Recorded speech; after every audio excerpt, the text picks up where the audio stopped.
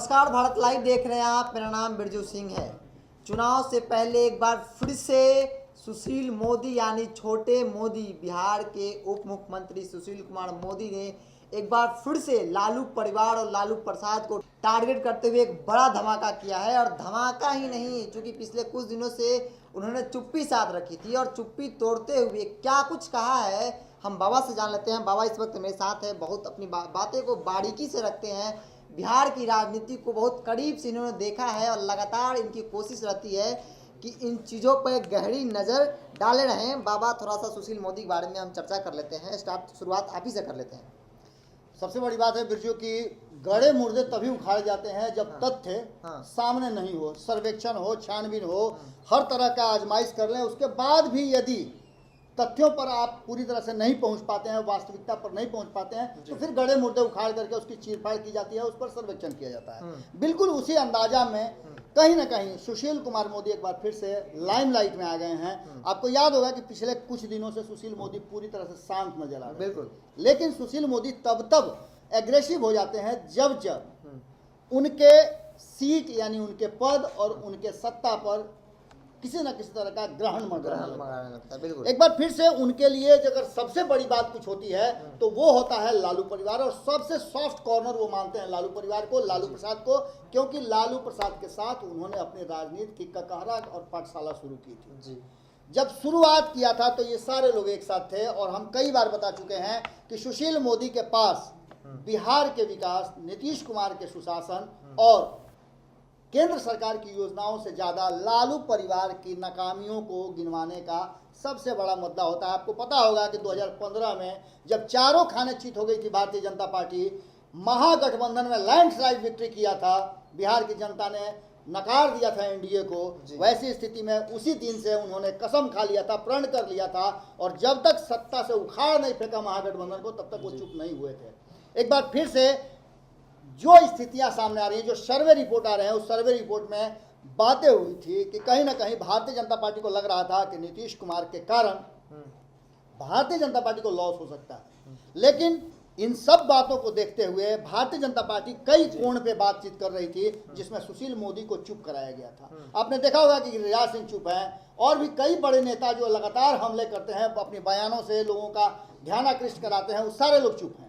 सुशील मोदी को भी चुप कराया गया था कि जब तक पूरी स्थितियां स्पष्ट नहीं हो जाती है तब तक आप चुप्पी साधें।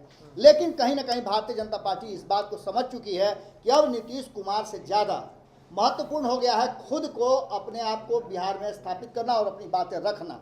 ऐसी स्थिति में भारतीय जनता पार्टी का नेतृत्व तो अपनी तरफ से काम कर रहा है, और दूसरी तरफ सुशील मोदी फिर छुट्टा सांड की तरह एक बार हमला करना शुरू कर चुके हैं। और उन्होंने इस बार हमला करते हुए कई गड़े मुर्दे उखाड़े हैं। जी, उन्होंने चारा घोटाला में सजा याफ्ता लालू प्रसाद पर तंज कसते हुए कहा है कि वो चुनाव लड़ने की स्थिति में नहीं है, नहीं लड़ सकते हैं, संवैधानिक रूप से अक्षम है। लेकिन उन्होंने जो बातें कही हैं वो बहुत ज़्यादा महत्वपूर्ण है। उन्होंने साफ तौर पे कहा है कि दोनों बेटे उनको मिल करके एक तरफ जहां पार्टी को बर्बाद कर दिए, वहीं परिवार भी तहस नहस हो चुका है।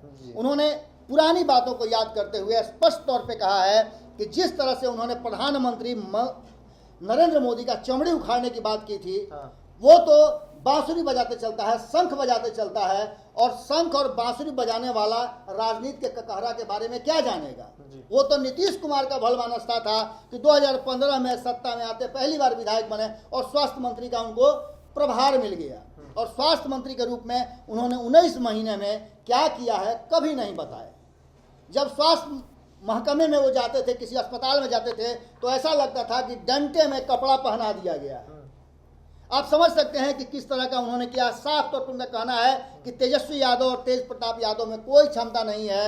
जब इतने बड़े नेता, रघुवंश प्रसाद ऐसे नेता को एक लोटा पानी कहते हैं, तो उनकी राजनीतिक समझ को आप समझ सकते हैं। सबसे बड़ी बात यह है कि इधर जो लगातार हम बात कर रहे हैं, रघुवंश प्रसाद आज के समय में आरजेडी से ज़्यादा महत्वपूर्ण हो गए हैं बीजेपी के लिए और जदयू के लिए। आप समझिए कि रघुवंश प्रसाद पिछले कई वर्षों से राजनीति में हैं, बहुत पुराने दोस्त रहे हैं सुशील मोदी के भी, नीतीश कुमार के भी, लेकिन कभी कुछ नहीं हुआ।